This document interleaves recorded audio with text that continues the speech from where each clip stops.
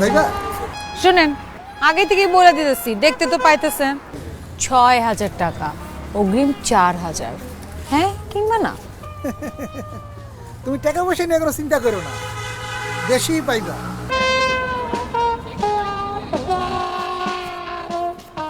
বাহ বাহ বাহ, আসলে কাউরে দিয়ে তেমন কোনো বিশ্বাস নাই, তাই ভাবতেছি টাকাটা দিয়ে আসুন।